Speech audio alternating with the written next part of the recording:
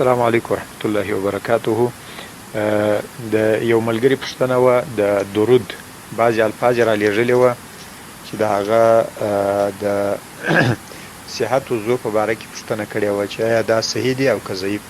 او هغه حدیث هغه مختلف الفاظ دي.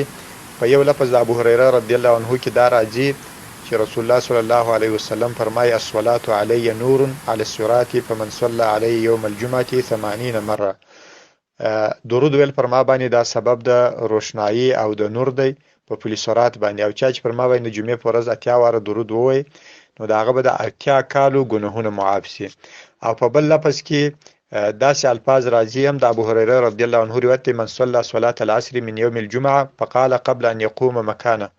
که چا د جمعې د لمانځه د مازدیګر د لمانځه وروسته مخکې د دې چې لا ولاړ سوی نه وي او دا درود یې ووایي چې اللهم صل علی محمد النبي الأمي وعلى آله وسلم تسلیما 80 مره غفرت له ذنوب 80 عام. دا 80 واره یې ووایي 80 کالو ګناهونه معاف کړي وکتبت له عبادة 80 سنه، او د 80 کالو عبادت ورته لیکل کېږي. دا روایت چې دی دا صحیح نه دی، بلکې دې ورته علماو ضعیف ویلي دي، بلکې موضوعي ورته ویلي دي چې دا د ځانه جوړه سوې خبره ده. او دا رقم امام دارقطني رحمه الله هغه دا روایت چې دی هغه ضعیفه کړی دی،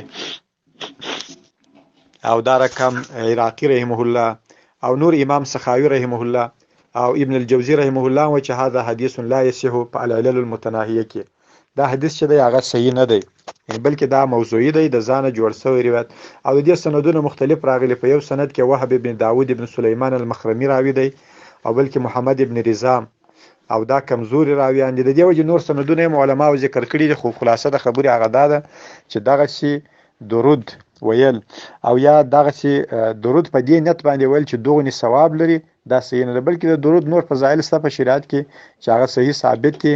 ګناهونه الله رب العالمین فرجوي، او دا رقم لس نیکی باندې لیکي، او دا رقم خو لیکن دغه شی ثوابونه یا اجرونه چې د 80 کالو ګناهونه معاف کیږي او د 80 کالو عبادت دا ضعیف موضوعي د ځانه خبره.